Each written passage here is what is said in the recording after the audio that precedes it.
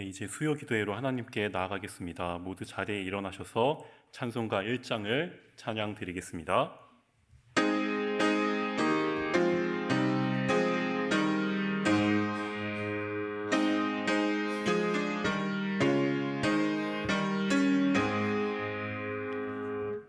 왕복의 근원 하나님 온 백성 찬송 드리고 서천사여 찬송하세 성성부 성자 성령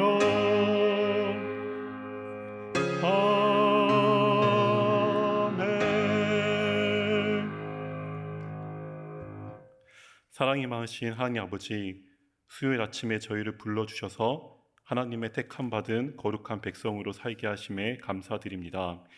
하나님께서 태초부터 부여하신 형상을 잃어버린 우리들의 모습이지만 참회하는 마음으로 이 자리에 나왔습니다. 죄인인 우리를 불쌍히 여겨주시고 주님의 말씀으로 돌이킬 수 있는 은혜를 허락해 주시옵소서.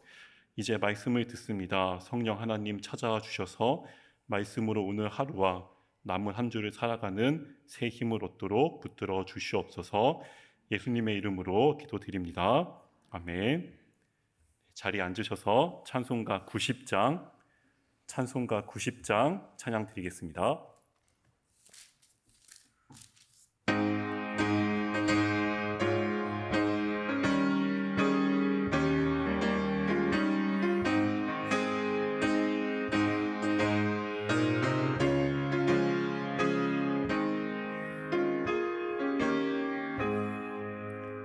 주 예수 내가 알기 전 날 먼저 사랑했네.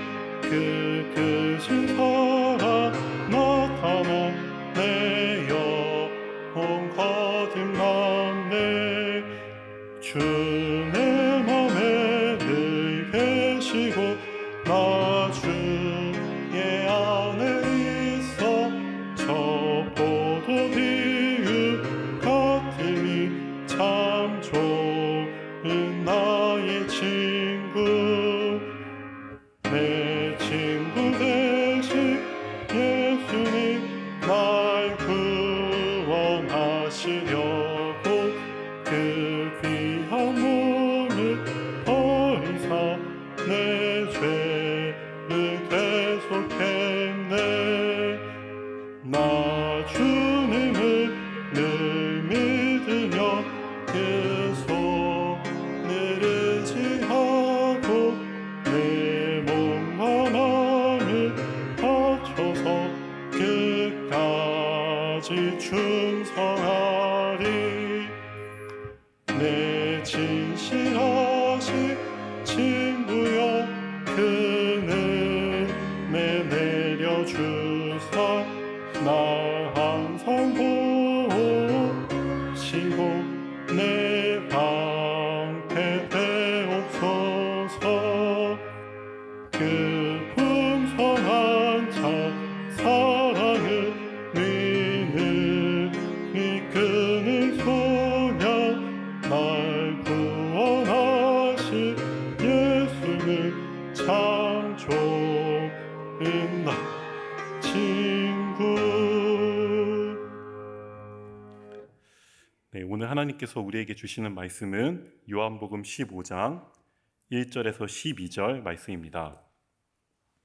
신약 173쪽입니다.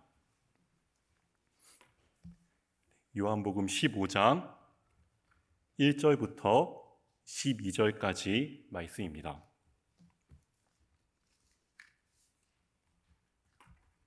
네, 다 찾으셨으면 저와 여러분이 한 절씩 교독하겠습니다. 제가 먼저 1절 읽겠습니다. 나는 참 포도나무요 내 아버지는 농부라.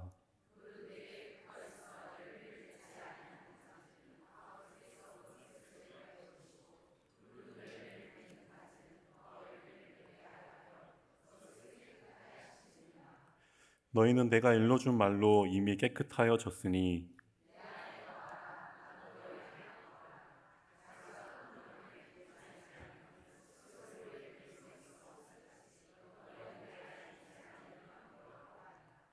나는 포도나무요 너희는 가지라. 그가 내 안에 내가 그 안에 거하면 사람의 열매를 많이 맺나니 나를 떠나서는 너희가 아무것도 할 수 없음이라.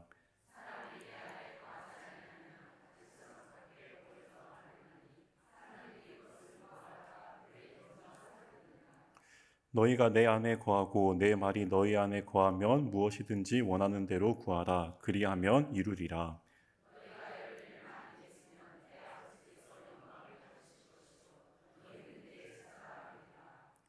아버지께서 나를 사랑하신 것 같이 나도 너희를 사랑하였으니 나의 사랑 안에 거하라.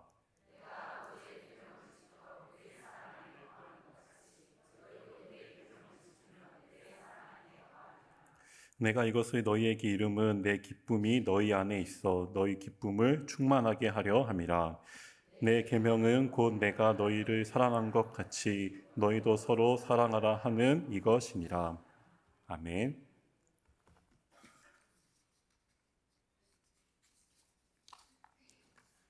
네. 요한복음에서 자주 사용되는 표현 중 하나가 에고에이미라는 말이 있습니다. 혹시 에고에이미라는 말을 들어보셨나요? 네, 이거는 우리나라 말이 아닌 헬라어로 영어로는 I am이라고도 표현할 수 있습니다. 그래서 이 말은 나는 무엇이다라는 뜻을 가진 단어입니다. 요한복음 안에는 예수님의 7가지 에고에이미 시리즈가 있습니다. 예수님께서 나는 생명의 떡이다 말씀하셨습니다. 또 나는 부활이요 생명이다 말씀하셨습니다. 나는 세상의 빛이다. 나는 선한 목자이다. 나는 양의 문이다.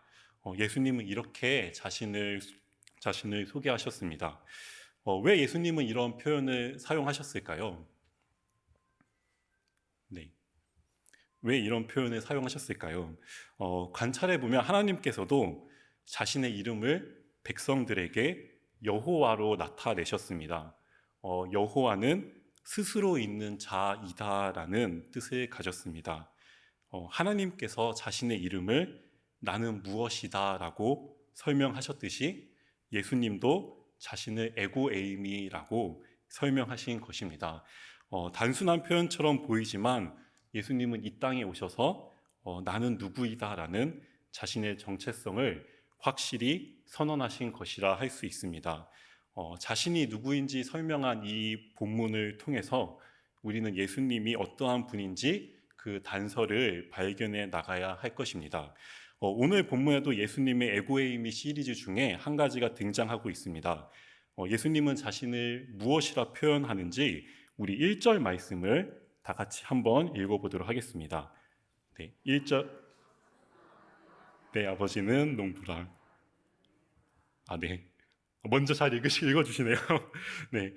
예수님이 자신을 무엇이라 표현하고 계시죠? 네, 나는 참 포도나무이다라고 말씀하셨습니다. 그런데 여기에 조금 독특한 표현이 사용되었다는 것을 알 수 있습니다. 예수님은 자신을 그냥 포도나무라 하지 않고 참 포도나무라 하신 것입니다. 왜 이러한 표현을 사용하셨을까요?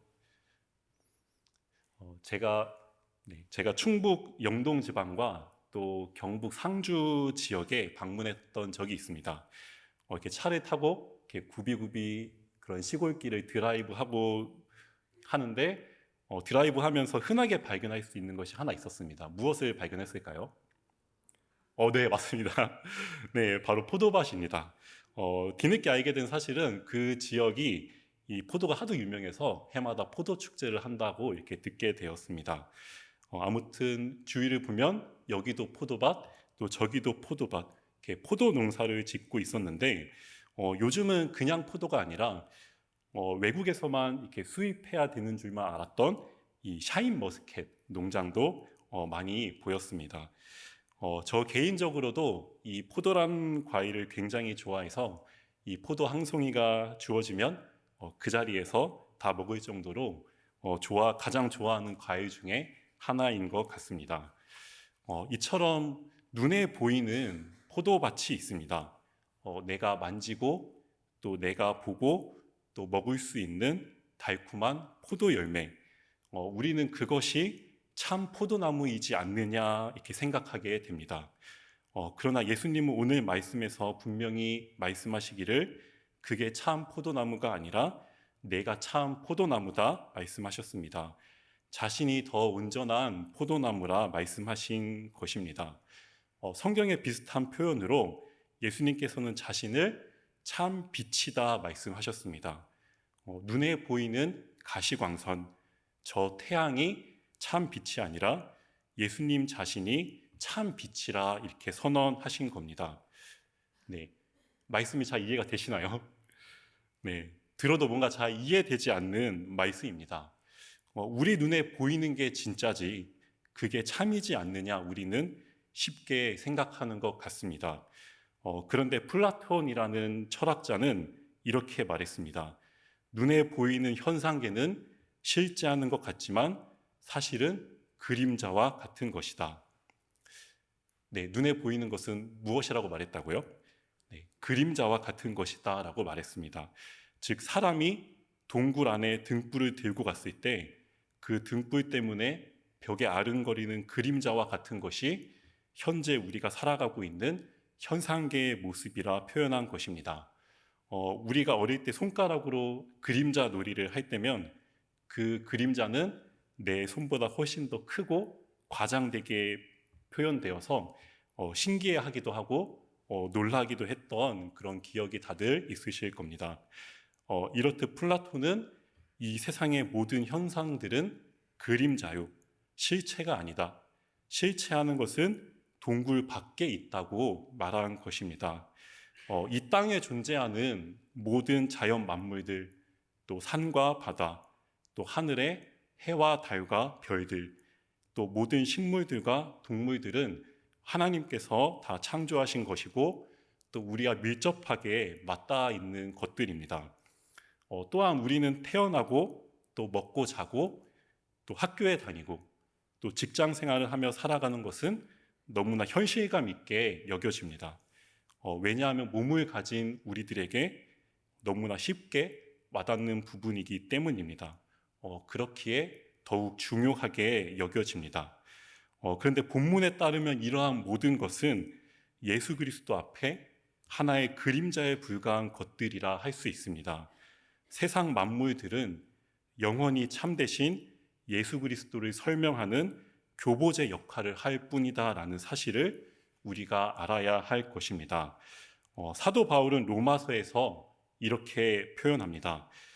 피조물이 고대하는 바는 하나님의 아들들이 나타나는 것이니 모든 피조물들은 하나님의 아들들이 나타나길 고대하고 있다 말하고 있습니다.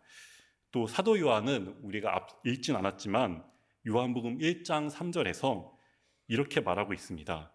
그러므로 만물이 그로 말미암아 지은 바 되었으니 지은 것이 하나도 그가 없이는 된 것이 없느니라. 네, 사도 요한은 만물은 그로 말미암아 지은 바 되었다 말합니다. 그리고 지은 것이 하나도 그가 없이는 된 것이 없다 선언하고 있습니다. 하나님께서는 태초부터 그리스도를 기준으로 세상 모든 만물을 디자인하시고 창조하신 것입니다. 따라서 우리는 이 땅 가운데 살면서 만물 가운데 감추어져 있는 예수 그리스도를 발견하는 것이 우리의 주된 목적이라 할 수 있습니다. 다시 본문으로 돌아와서 그렇게 우리는 이 말씀을 어떻게 이해해야 하는 거죠? 네, 우리가 눈으로 볼 수 있는 포도나무는 하나님의 계획 안에서 또 하나님의 뜻을 드러내기 위해서 조성된 식물이라면 결국 참 포도나무는 예수 그리스도 한 분이시다라는 분명한 선언을 하고 있다 여겨가야 할 것입니다. 이처럼 포도나무는 예수 그리스도의 성품을 표현하기에 적합하게 지음받은 식물입니다. 그렇다면 포도나무는 어떤 생명을 가진 나무일까요? 우선 포도나무의 가장 큰 특징으로는 농부가 필요한 나무다라고 할 수 있습니다. 농부는 포도나무를 심은 주인을 말합니다. 왜 포도나무는 농부가 필요할까 했을 때 포도나무가 잘 자라려면 반드시 지지대와 또 지주목을 이렇게 설치해 주어야 하기 때문입니다. 혹시 사진을 한 장 볼 수 있을까요? 네. 네, 제가 예전에 방문한 한 시골 교회에서 이 포도나무가 있길래 사진을 한번 찍어 보았습니다. 네, 아마 성도님들 중에서도 이 포도나무를 키워보신 분이 계실지 모르겠지만 보시면 저렇게 포도나무가 어떻게 되어 있죠? 네, 이렇게 지주목을 타고 올라가서 자라고 있는 모습을 볼 수 있습니다. 한번 다음 사진도 네, 저렇게 지주목에 기대어서 네, 다음 사진도 보여주세요. 네. 네, 제가 밑에서 한번 찍어봤는데요. 네, 이렇게 지주목을 타고 올라가는 그런 포도나무의 모습을 이렇게 발견할 수 있습니다. 저도 예전에 저희 시골 할머니 집에서도 이렇게 작은 이 포도나무 하나가 있었습니다. 그래서 어린 시절 제 기억에도 당시 포도나무는 지지대에 자신의 몸을 의존하며 자랐던 것입니다. 이 지지대는 포도나무 스스로가 세울 수 있을까요? 네, 주인이 세워주는 지지대가 없으면 포도나무는 땅과 하나 되고 그 결과 포도 열매가 맺힐 수 없게 될 것입니다. 따라서 포도나무는 주인이 필요한 나무인 것입니다. 주인이 포도나무를 관찰하고 또 자라는 것을 쭉 지켜보면서 지지대가 필요하다 여겨지는 순간에 지지대를 대주어야 이 나무는 온전히 자랄 수 있게 되는 것입니다. 마찬가지로 성경은 여호와는 나의 목자, 또 나는 그분의 어린 양이라 말합니다. 양 또한 주인 없이 생존할 수 있는 동물인가 했을 때 그렇지 않습니다. 오직 주인의 지팡이와 막대기를 의존하며 살아가는 동물인 것입니다. 그렇다면 주인을 의존한다는 것은 무엇일까요? 네, 내가 오늘부터 의존해야지, 또 한번 의존해 볼까 하는 게 아니라 본성 자체가 주인을 바라보도록 지음받은 생명이 있다는 것입니다.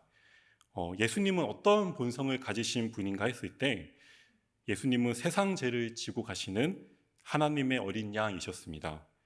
십자가의 길 앞에 주인의 뜻을 거스른 게 아니라 순종해 가신 분이셨습니다. 예수님께서는 억지로 순종하신 걸까요? 아니면 하나님께서 이렇게 강제로 순종하게끔 하신 걸까요? 네, 그게 아니라 주인의 뜻에 순종하는 것이 예수님이 가지신 생명이셨던 겁니다. 반면 주인에게 절대로 길들여지지 않는 동물들이 있습니다. 늑대는 아무리 집에서 기르려 해도 스스로의 힘으로 살아가려고 하는 야생의 본성이 있기 때문에 생명 자체가 주인에게 의존적이지 않은 그런 생명인 것입니다. 이처럼 우리는 하나님 앞에 나는 누구인가 생각해 보아야 할 것입니다. 본성 자체가 주인을 바라보도록 지음받은 생명인지 아니면 스스로의 힘으로 살아가는 생명인지 스스로를 돌아보며 잘 관찰해 나가야 할 것입니다. 그러다 보면 우리의 모습은 늘 땅의 것에만 관심을 가지며 살아가는 죄인으로 발견될 것입니다. 길들여지지 않는 짐승처럼 주인의 뜻에 순종되지 않는 본성을 가진 우리들이 있습니다. 그런데 이런 본성으로는 절대 하나님 나라에 들어갈 수 없는 것입니다. 그렇기에 우리들은 성령 하나님의 역사하심으로 변화되어 새로운 생명으로 거듭나야 할 것입니다. 성령님께서 변화시켜 주시기를 간절히 기도함으로 포도나무와 같이 주인을 의존할 수밖에 없는 생명을 가진 자로 발견되시길 소망하는 저와 우리 모두가 되었으면 좋겠습니다. 주인은 지지대를 대주는 것 말고도 해야 하는 것이 또 한 가지 있습니다. 제가 말씀을 준비하면서 이 포도나무가 어떤 식물인지 이렇게 여러 군데 찾아보게 되었습니다.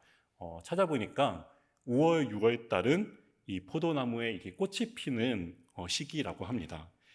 지금이 한창이지 않나 이렇게 생각됩니다. 혹시 성도님들 중에 포도나무 꽃을 이렇게 보신 분 계신가요? 네, 제가 사진을 준비했는데 사진을 좀 몇 장 보겠습니다. 네, 네, 이렇게 잘 안 보이긴 하지만, 네, 네, 저 포도나무 꽃이 네 저렇게 생겼습니다. 네, 그 꽃이라 해서 좀 화려한 모습을 기대했지만 이 생각보다 화려한 모습은 아닌 것 같습니다. 그런데 이처럼 꽃이 많이 맺히면 그때 주인이 부지런히 그 꽃을 그 나무를 살펴서 피어난 꽃들을 꺾어낸다고 합니다. 피어난 꽃을 아까워하거나 조심스러워하는 것이 아니라 거침없이 꺾어가는 주인의 손길을 발견할 수 있었습니다.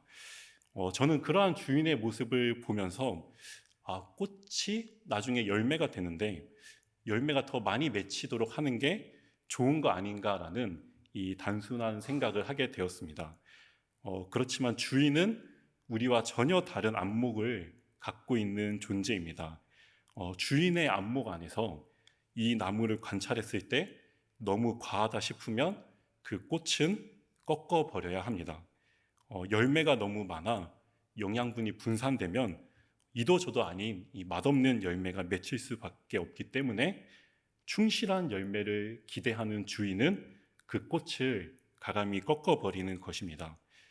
이처럼 주인은 생명에 대한 구분된 안목을 갖고 있는 존재라 할 수 있습니다. 이 안목이 생명을 더 온전하게 자라게 하는 것입니다. 만약 포도나무가 그러한 주인의 뜻에 신뢰하지 않고 불순종하면 열매를 맺을 수 있을까요? 없을까요? 네, 맺힐 수는 있어도 맛없는 열매가 잔뜩 맺히게 될 것입니다. 그런데 꺾어주는 주인의 손길에 순종하면 충실하고 맛있는 열매가 맺히게 되는 것입니다. 네, 마지막으로 포도나무는 어떤 특징이 있을까 했을 때 이 목적 중심적인 나무라는 것입니다. 네, 제가 인터넷에서 우연히 예전 강원도에서 일어난 산불로 불에 타게 된 낙산사 그 건물을 복원하는 영상을 보게 되었습니다. 우리나라의 문화재이다 보니까 목수들은 아무 목재나 사용하는 것이 아니라 100년이 넘는 금강송을 사용하여서 그 건물을 재건하는 모습을 보게 되었습니다. 그 나무 하나의 가치가 얼마나 되냐 했을 때 2천만 원이 넘는 가치를 지닌다고 합니다. 지금은 물가가 많이 올라서 그 가치는 더 높아졌을 것 같습니다. 가격만큼이나 그 크기와 상태를 보니까 이 정도는 되어야 문화재를 짓는 데 쓰이는구나. 문화재를 짓기에 최적의 조건을 갖춘 나무처럼 보여서 영상임에도 불구하고 감탄이 저절로 나왔던 것 같습니다. 반면에 포도나무는 어떨까요? 네, 포도나무는 어떤 모습일까요? 네, 아까 보셨듯이 감탄이 나올 만한 웅장한 모습을 하고 있을까요? 네, 그렇지 않습니다. 포도나무를 가지고 집을 지을 수 있는가 했을 때 집을 지을 수 없습니다. 또 포도나무가 아무리 잘 자라도 의자 하나 만들 수 있는가 했을 때 의자도 만들 수 없고 테이블도 만들 수 없습니다. 또 악기를 만들 수 있느냐 했을 때 악기도 만들 수 없습니다. 집을 짓는데도 쓸 수 없고 테이블도 의자도 악기도 만드는데 쓸 수 없습니다. 그러면 그 나무 자체로 할 수 있는 게 무엇이 있느냐 할 때 불에 태우는 것 밖에는 없습니다. 열매를 맺지 못하면 불에 태우는 것 외에 아무런 가치가 없는 것입니다. 이러한 포도나무의 한계를 에스겔 선지자가 말해주고 있습니다. 제가 에스겔 15장 3절에서 4절 말씀을 제가 읽도록 하겠습니다. 그 나무를 가지고 무엇을 제조할 수 있겠느냐? 그것으로 무슨 그릇을 걸 못을 만들 수 있겠느냐? 불에 던질 땔감이 될 뿐이라. 네, 어쩌면 포도나무는 이용 가치로 볼 때 가장 쓸모없는 나무 중에 하나로 평가될 수 있습니다. 하지만 반대로 생각해 보면 이것이 곧 포도나무의 가능성이자 축복인 것입니다. 왜냐하면 한 가지 소망만 가지면 되기 때문입니다. 어떤 소망을 가져야 하는 걸까요? 네, 가구가 되게 해달라는 소망도 아니고, 또 집을 짓게 해달라는 소망도 아니고, 또 의자나 테이블이 되게 해달라는 소망도 아닌 열매가 맺히게 해달라는 한 가지 기도 제목만 가지면 되는 나무인 것입니다. 그러니까 포도나무는 무엇으로 승부 보는 나무인가 했을 때 나무 자체가 아니라 열매로 승부 보는 나무입니다. 그것이 하나님께서 포도나무에게 부여하신 포도나무의 생명이었던 것입니다. 그렇다면 포도나무에게 있어서 유일한 목적, 열매가 맺혀지는 데 있어서 가장 중요한 조건은 무엇인지 우리 5절을 같이 읽도록 하겠습니다. 네, 5절 읽겠습니다. 시작. 나는 포도나무요 너희는 가지라. 그가 내 안에 내가 그 안에 거하면 사람이 열매를 많이 맺나니 나를 떠나서는 너희가 아무것도 할 수 없음이라. 아멘. 네, 열매를 맺기 위해서는 우리가 가지처럼 나무에 붙어 있어야 한다는 사실입니다. 가지는 나무에 붙어서 수액을 공급받기만 하면 그 한 가지 원인으로 인해서 열매를 맺게 되는 것입니다. 예수님께서는 제자들과 유월절 만찬을 하시면서 잔을 드사 이것은 너희를 위하여 흘리는 나의 피니 받아 마셔라 하셨습니다. 또 예수님께서는 내가 진실로 너희에게 이르노니 인자의 살을 먹지 아니하고 인자의 피를 마시지 아니하면 너희 속에 생명이 없느니라 말씀하셨습니다.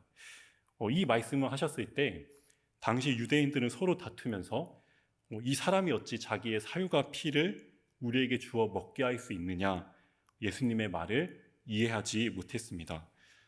그러나 그러한 다툼이 있음에도 예수님께서는 거듭하여 내 살을 먹고 내 피를 마시는 자는 내 안에 거하고 나도 그의 안에 거한다 말씀하셨습니다. 이것은 실제로 우리가 예수님의 살과 피를 먹으라는 이야기가 아닐 것입니다. 예수님은 공생의 기간 동안 끊임없이 자신의 생명을 또 생명의 양식을 제자들에게 분화시키고자 하셨습니다. 제자들이 자신의 분신으로 살아가도록 한 생명 한 생명에게 하나님의 뜻과 또 하나님의 계획을 선언하셨습니다. 그 결과 어부였던 자들이 또 세리였던 자들이 말씀 앞에 반응하여 자신의 터전을 버리고 주님을 따르게 되었습니다. 그리고 예수님께서 승천하시자 제자들은 사도가 되어 예수님을 전하는 증인의 삶을 살게 되었습니다. 제자들은 예수님께서 공급하시는 참된 양식, 하나님의 말씀을 영접한 결과 제자들도 누군가에게 기쁨을 주고 만족을 줄 수 있는 열매를 가진 존재가 되었던 것입니다. 이건 하나님의 자녀된 모든 사람의 운명을 나타내고 있습니다. 왜냐하면 포도 열매는 나무가 아니라 가지에서 맺혀지기 때문입니다. 열매 맺는 것은 하나님께서 우리의 몫으로 남겨주셨습니다. 따라서 우리는 열매를 맺기 위해서 참 포도나무에 붙어 있어야 할 것입니다. 포도나무에 붙어 있을 수 있는 가지는 예수님의 말씀 앞에 반응하는 사람입니다. 행동과 형식이 먼저가 아니라 말씀에 반응하는 갈급한 심령이 더 우선인 것입니다. 사람 지으신 뜻과 운명에 대해서 설명하는 말씀에 반응하는 심령이 된다면 예수님 안에 거하지 말라 해도 거할 수밖에 없는 그런 사람이 될 것입니다. 포도나무이신 예수님께서 열매로만 승부 보셨듯이 가진 우리들 또한 동일한 운명을 공유하는 관계가 되어야 할 것입니다. 가지는 그 자체로만 떼어 놓았을 때 한마디로 절망이라고 할 수 있습니다. 아무런 가능성이 없는 존재입니다. 아무 쓸모 없이 그저 땔감만 될 뿐이었습니다. 그런데 가지는 나무에 붙어 있으므로 절망이 아니라 희망이 되고 또 가능성을 지닌 존재가 되었습니다. 예수 그리스도의 참된 양식을 공급받아야 우리는 살아있는 존재가 될 수 있습니다. 그저 스스로의 힘으로 살아가는 것이 아니라 예수님께서 주시는 참된 생명으로 의미 있는 인생을 살아가는 저와 모든 성도님들이 되시기를 진심으로 소망합니다. 말씀을 정리하겠습니다. 예수님께서는 자신이 그냥 포도나무가 아니라 참 포도나무라 말씀하셨습니다. 우리는 그동안 눈에 보이는 현실이 참이고 실제라 여기며 살아왔습니다. 모든 만물들은 그리스도를 설명하기 위한 그림자에 불과하다라는 사실을 깨닫지 못했습니다. 그렇다 보니 현실 속에서 닥치는 문제와 갈등에 집중하게 되었습니다. 그러나 우리는 오늘 예수님께서 주시는 교훈을 늘 기억해야 할 것입니다. 눈에 보이는 세계보다 더 온전한 실제가 있다는 사실, 몸을 가졌지만 이 땅의 것만 생각하며 살아가는 것이 아니라 예수 그리스도를 발견해 나가는 것이 우리의 주된 목적임을 깨닫는 우리 모든 성도님들이 되셨으면 좋겠습니다. 또한 포도나무를 통해 설명해 주시는 예수님의 성품에 대해서 지속적으로 묵상해 나가야 할 것입니다. 나무 자체로는 아무런 힘도 다른 어떤 재료로도 쓰일 수 없지만 그렇기에 주인을 믿고 의존해 나가는 포도나무의 생명처럼 우리들의 신앙이 그저 행함의 신앙에 머무르지 않고 믿음으로 또 그리스도를 온전히 신뢰함으로 의에 이르는 온전한 신앙을 가진 우리 모두가 되어야 할 것입니다. 더욱이 말씀 앞에 반응해 나가는 갈급한 심령이 되어서 늘 포도나무에 붙어 있어서 예수 그리스도의 생명을 공급받고 그분을 담고 또 그분을 표현하는 우리들의 삶이 되기를 간절히 소망하고 그 한 가지만 기도해 나가는 우리 모든 성도님들 되시기를 진심으로 소망하며 말씀을 마치도록 하겠습니다. 네, 오늘 주신 말씀을 생각하면서 우리 다 같이 기도하겠습니다. 예수님께서 나는 참 포도나무고 너희는 가지다 말씀하신 것처럼 우리가 늘 주인의 뜻에 순종하며 열매 맺게 하시고 또 가지 자체로는 아무런 힘이 없지만 나무에 붙어 있으므로 늘 예수 그리스도의 말씀에 반응해 나가는 그런 갈급한 우리들의 심령이 되게 해달라고 우리 함께 기도하겠습니다. 아버지 들어주시기 원합니다. 예수님께서 나는 참 포도나무요 너희는 가지라 말씀하신 것처럼 참 우리가 현실 속에서 참 욕먹지 않고 현실 속에서 살아가는 것을 우리가 실제라 여기로 살아왔습니다. 하지만 아버지 하나님 우리의 눈을 뜨게 하시고 또 우리의 귀가 열리게 하여 주셔서 하나님이 지으신 모든 만물 가운데 그리스도를 발견해 나갈 수 있도록 도와주시옵소서. 내 모든 관심과 초점이 그리스도를 발견해 나가는 데 초점이 맞춰질 수 있도록 아버지 하나님 함께하여 주시옵소서. 또한 우리가 포도나무의 생명을 늘 묵상해 나가기 원합니다. 우리가 주인의 뜻에 의존하며 순종해 나가기 원합니다. 스스로의 힘으로 살아가고 또 스스로의 경쟁력으로 또 살아가는 것이 아니라 주인의 뜻하는 바에 순종해 나갈 수 있는 우리들의 모습 되게 해주시옵소서. 우리들의 지금 모습은 주님께 불순종하고 주님께 참 주님 보시기에 죄인인 모습이고 늘 땅의 것만 생각하며 사는 사람들이지만 이런 우리들이 성령 하나님을 통하여서 새롭게 거듭나 온전히 주를 위해 사용된 온전한 존재 되도록 붙들어 주시옵소서. 또한 포도나무 가지가 참 그 자체로 아무 힘이 없던 것처럼 우리가 늘 예수님에게 붙어 있으므로 예수님의 말씀을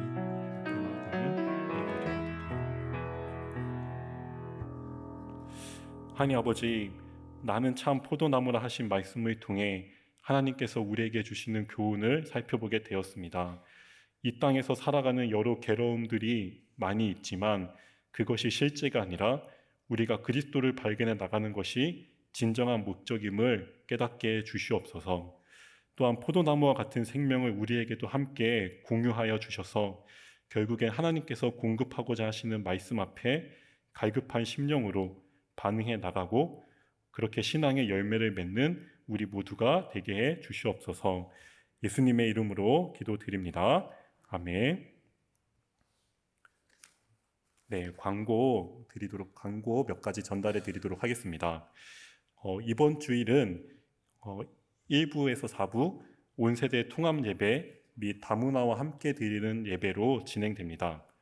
네, 교회학교 자녀를 두신 부모님께서는 부서 예배가 없으니 자녀와 함께 예배 드리시면 되겠습니다. 위임 목사님께서 현재 서북노회원 수련회 참석 중이십니다.